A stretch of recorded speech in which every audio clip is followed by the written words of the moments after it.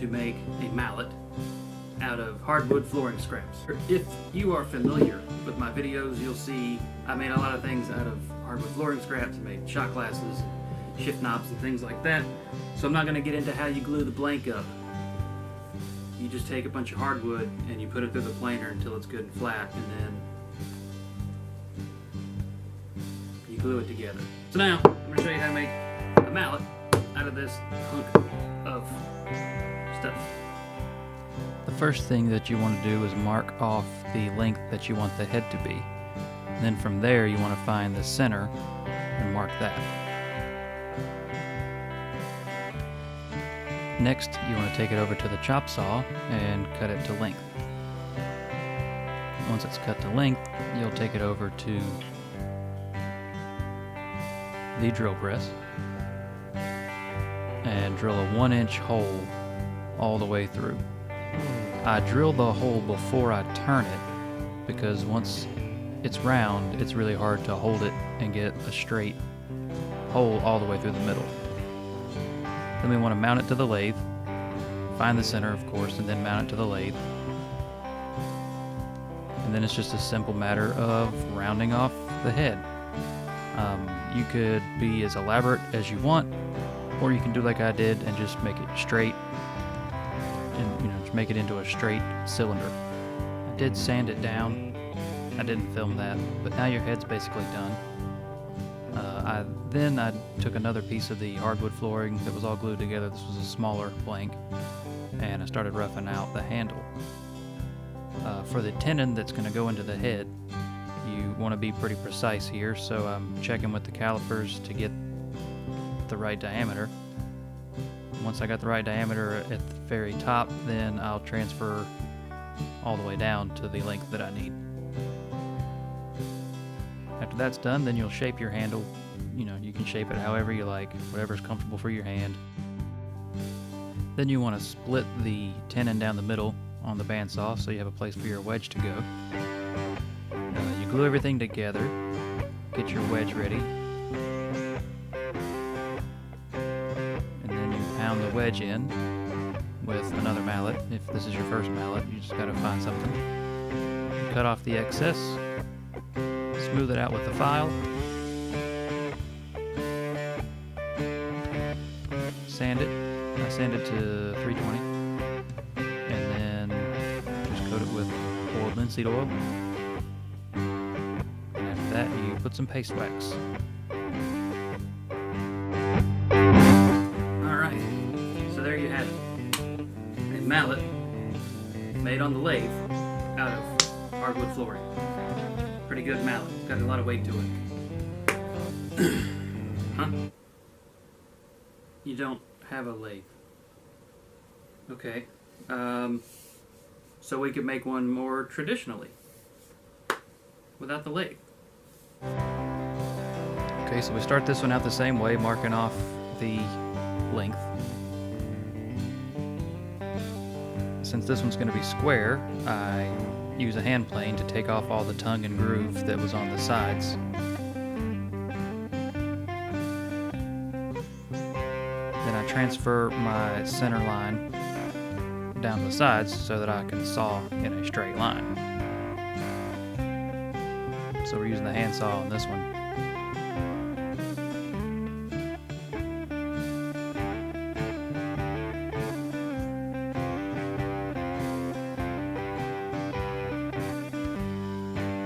So I didn't get the cleanest cut with my saw, so on the end grain I took a hand plane and smoothed that out. And again, we're over to the drill press. Did a 1-inch hole on this one as well.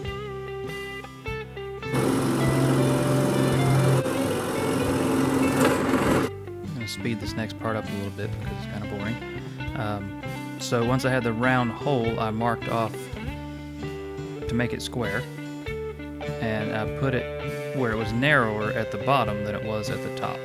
So it's going to be a tapered mortise.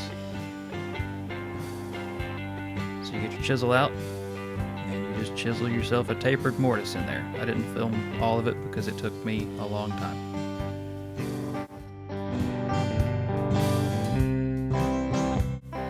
The handle on this one is going to be made of pecan, because I happen to have a piece that was the right width.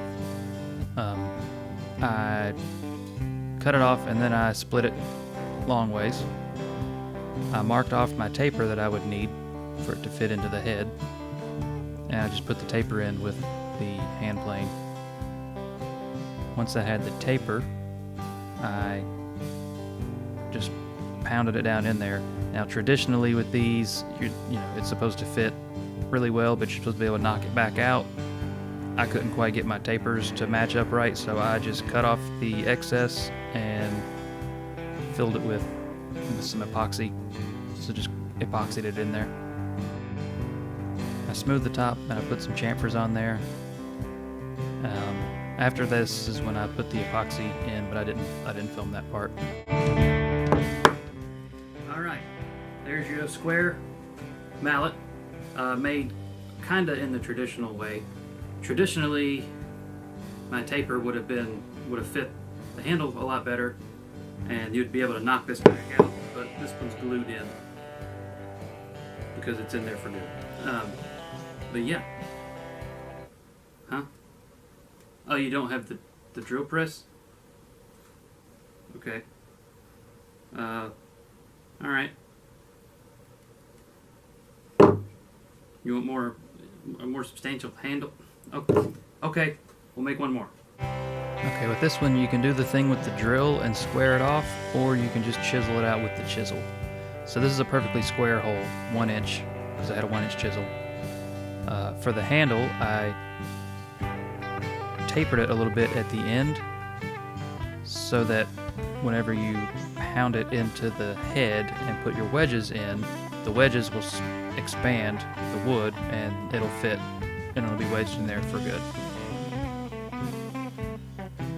So then I cut 2 slots for the wedges to go into, and I drilled tiny holes at the ends so that they wouldn't split all the way down when you put your wedges in there. I shaped the handle just using chisels and sandpaper and files. You can shape the handle however you like. You can make it as simple as you want or as complicated as you want. I went pretty simple. Just made it where it fit really well in my hand with a little flare out at the end so it wouldn't come flying out of my hand when I'm really swinging the hammer.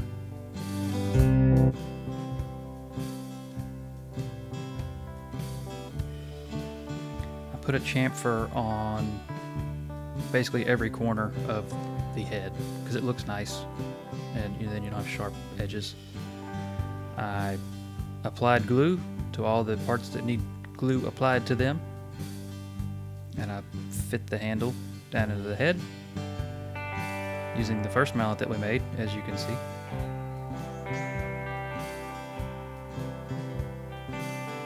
And then I put some glue on the wedges, put the wedges in there.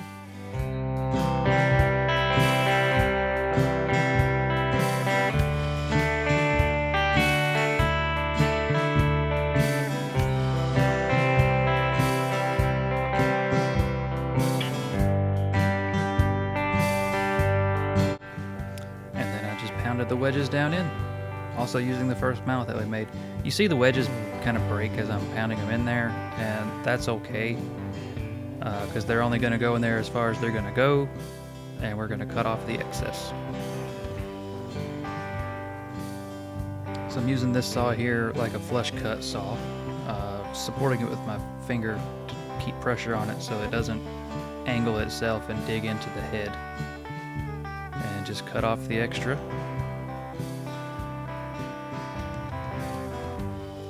Smooth it over with a file. And I had a few gaps, so I did the little trick where you put a little bit of glue all over where your gaps are, and then you just sand on top of the wet glue, and the sawdust will mix with the glue and it'll fill the gaps, and it just looks nicer. And then I gave both of the square mallets the boiled linseed oil and paste wax treatment.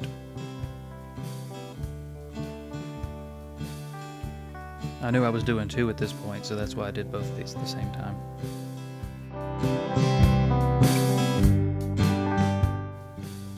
And now back to poorly microphoned Joe with all the background noise. Okay, how about this one? This one could be done with just hand tools. If I would have had more time, I may have done it with just hand tools. The mortise for the handle to fit into is just square instead of being tapered, and it's wedged in there with the wedges. So you could make that with the drill press and then square up the hole, or you can just chisel it out by hand.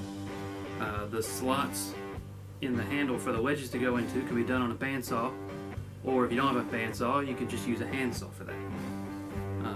And then the handle was just done with hand tools. So here's three options. Here's three ways to make a mallet. I'm not gonna do a fourth. Maybe later. So yeah, there we go. This was a lot of fun, and I enjoyed it.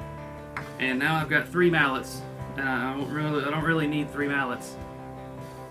So let's give one away. Because James Wright is having the hand tool build off, and so you can win one of these. Hooray! Well, you can win one. So whoever's name gets drawn, I'll put a link in the description how to go to James Wright's channel and how to enter to win something. And whoever wins, I'll let you pick one. You can have any one you want. This one has a little bit of wear on it already because I used it when making the other 2. So yeah, you know, if you win one, pick out your favorite and I'll send it to you. How about that? Thanks for watching. Please subscribe and share and like and all that stuff. And yeah, thanks for watching. Have a great day.